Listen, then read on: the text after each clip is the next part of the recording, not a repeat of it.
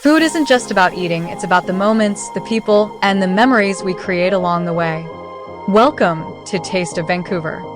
In today's episode, we're going on a full food journey, starting with the legendary Anton's Pasta Bar, known for its massive portions and classic Italian comfort. Then we switch it up with bold, authentic flavors at Nun Authentic Vietnamese Cuisine, where every bite tells a different story. And to finish the night, we head to Shilla Korean Restaurant for a warm, satisfying Korean feast. 3 spots, 3 different cultures, 1 city. But the real question is, are they actually worth it? Let's find out. Welcome to the 2 Canadian travelers.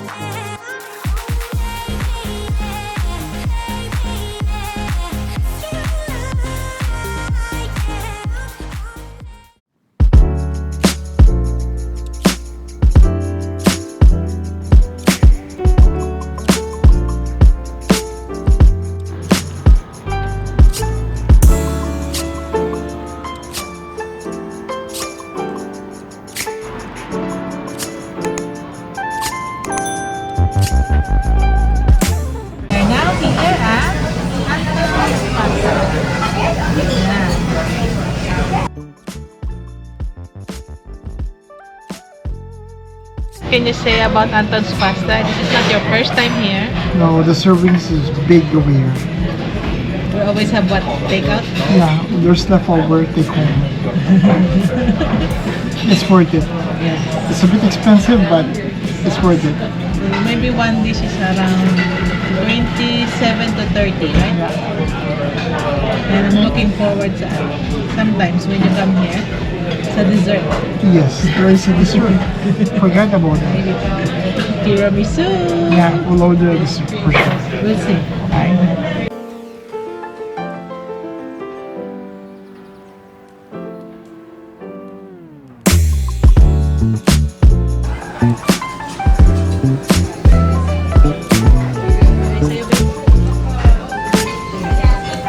Shrimp, scallops, and there's mushroom too.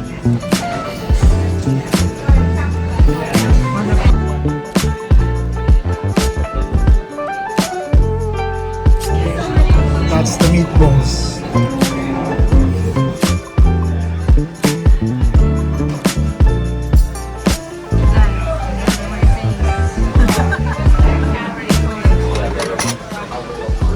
What did you order?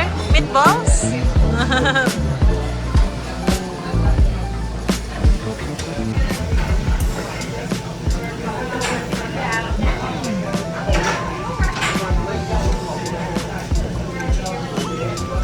It's so sharp. Sarap.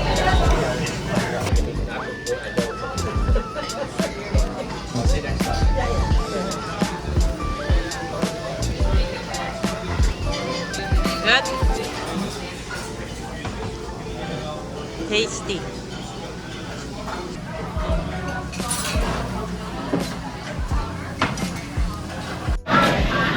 So, Sweet pa more. so what did you order? Of course, one of the famous dessert in Italy, tiramisu. Famous sila sa tiramisu. As you can see, it's a big portion. It is a big portion. Yeah, I think it's $14.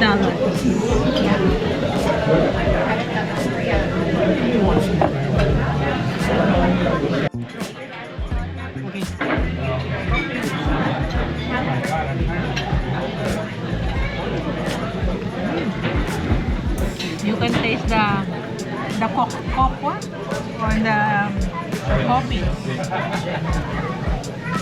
Dessert pa more. Sira ang diet. Yep.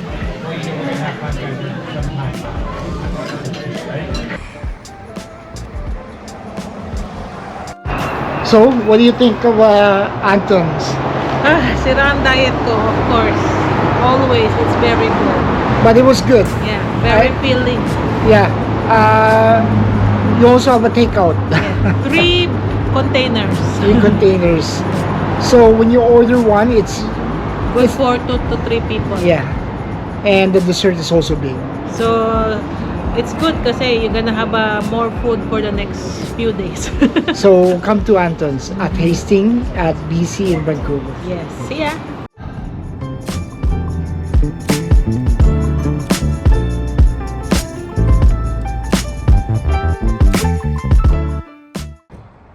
Had me in your possession. Had you swimming inside my affection. But with you, I came second. So I cut off the connection. And now you're calling me. Holding your heart there inside your hands. You say I'm where you wanna be, but you're out of chances. No, you don't get to come back. Crying over the love that you had. Maybe next try, maybe next time you'll hold on to what you have. No, you don't get to show up. Teary-eyed saying I'm all you want. Maybe next try, maybe next time you won't sleep on a good love. Keep on talking, but I'm already. The ube matcha. Look at the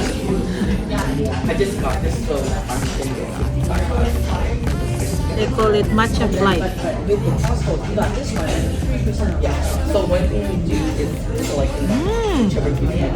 So good.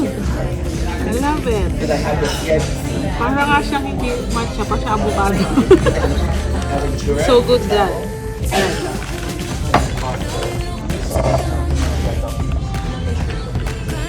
Ayan. Mama is trying the matcha.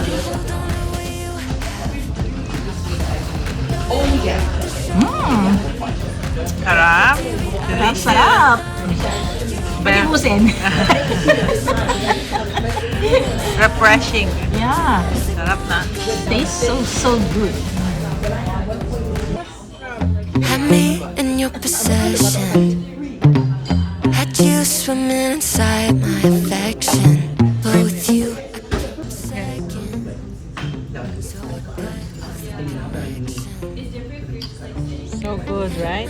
It's just right saltiness. Love it. I'm where you wanna be, but you're out of chances. No, you don't get to come back. Crying over the love that you had. Maybe next time you'll hold on to what you have. No, you don't get to show up. Teary-eyed saying Healthy. I'm all you want. Very healthy. Maybe next time, maybe next time you won't sleep on a good love. Keep on talking, but I'm already gone. You had your shot, but you went about it all wrong. So, what do you think? Is it crispy? Locked on your phone. Now you're so Salty and peppery. showing up at my door. Ay, busog sarap. Yeah, that was a good Vietnamese restaurant. I think it's my number one now. Yeah, it's unique. They have that matcha. The flight. Yeah, I think that's the only one here. Yeah. They're the first one who first did it. Yeah, Yeah, but it was a good food. I love it. I love it too. I'm completely. Everything is good. Yeah, I'm completely gonna come back for sure. Me too. This is located in Burnaby, Yeah, by Edmonds. Edmonds, and Canada Way. Yes. We'll put the address in, and we give it a 5 out of 5. Honestly. So check it out, guys. Just go to Nen Vietnamese restaurant.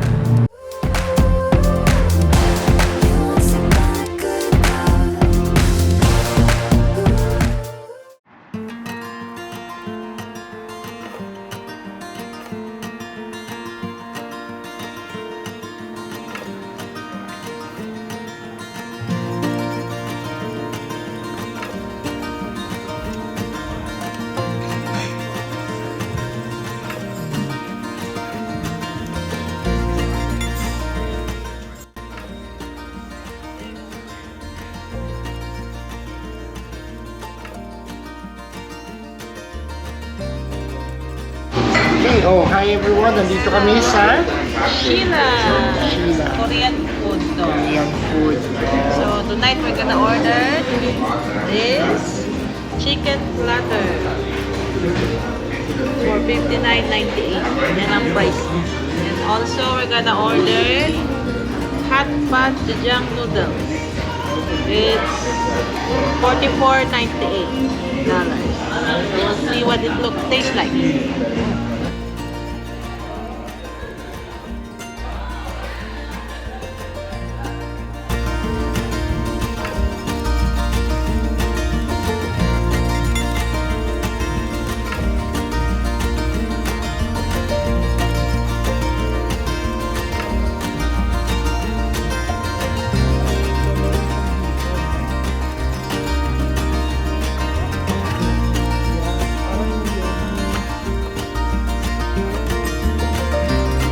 So anyway, ano yung merong laman dito?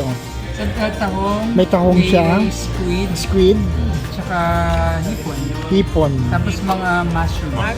Ibang klaseng mushroom. Oh. So dalawang klaseng hipon ang nilagay. Isa yung malaki, tapos ibang maliliit. Nangali.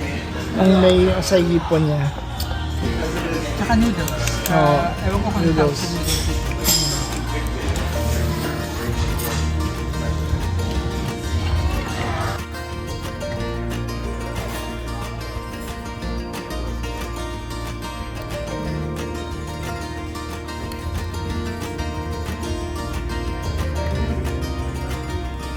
Ano yung ano niya?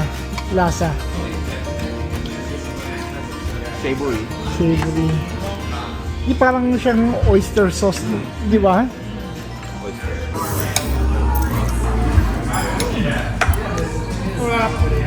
Seafood is like tastes like fresh. Parang galing sa dagat. So, anong masasabi mo to? Hindi siya fishy, hindi malansa. Hindi siya malansa. Hindi Kahit siya. puro seafood. Yeah.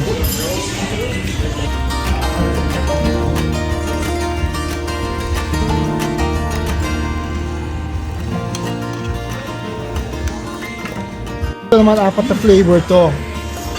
Cheese, barbecue, sweet and sour ba yan? Barbecue yata yan. Nyang nyum gato, nyang nyum.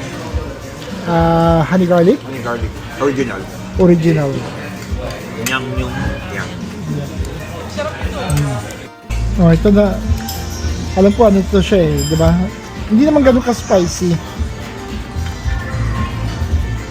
Pero may pagka-sweet rin siya.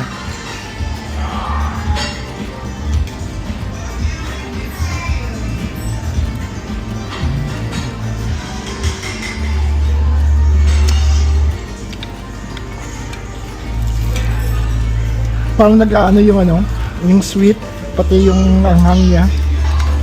Ewan ko, parang blending sila dalawa. Honey garlic, right? Yes.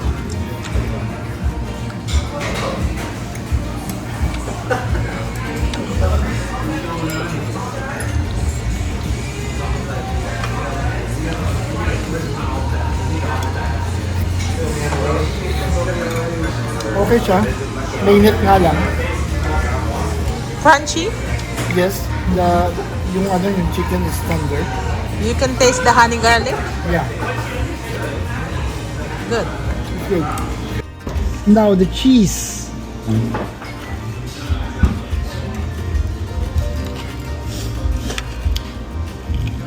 So yung cheese niya nasa outer lang, di ba?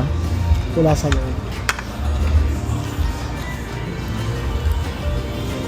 Parang ano to eh. Ano nga yung pagkain sa Pilipinas? Parang yung french fries na may mga cheese na nilalagyan. O parang potato corner. Kaya lang chicken naman to.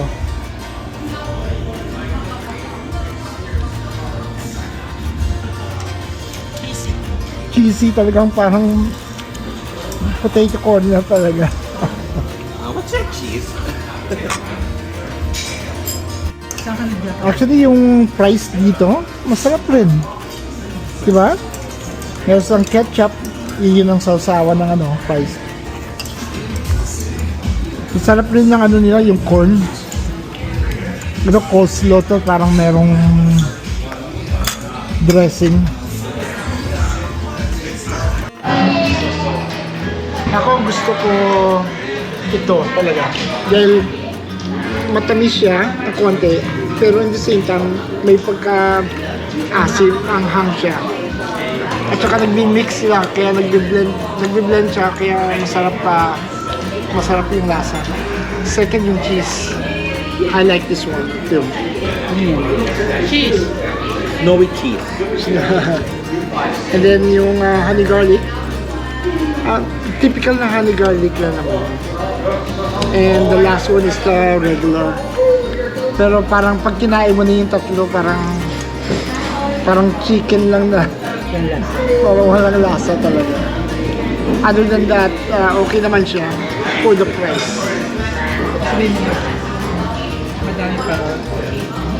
This is good for ano? This order is good for 4 to 5 people. Markada pa. Okay lang yan. Nandiyan pa siya. This is good for 4 to 5 people. And it's worth it talaga. If we did not order this one, yung noodles, we might finish this one. But because noodles is carbohydrate feeling, so medyo nabusog na kami. So we rank this restaurant pagdating dito. Out of 5, I'll give him a 4. Yes, 4 for me. Ikaw ba lang? 8. 4.5. 4.5. Come So, visit. This Yeah, place, so Sheila. Sheila, dito sa Sheila may Korean.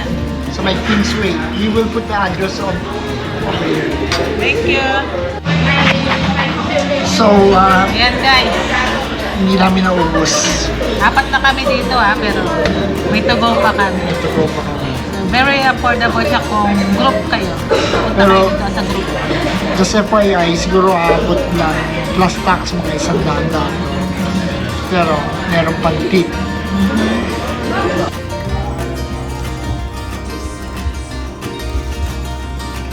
At the end of the day, it's not just about the food. It's about the moments we share, the places we discover, and the memories we take with us. This has been Taste of Vancouver.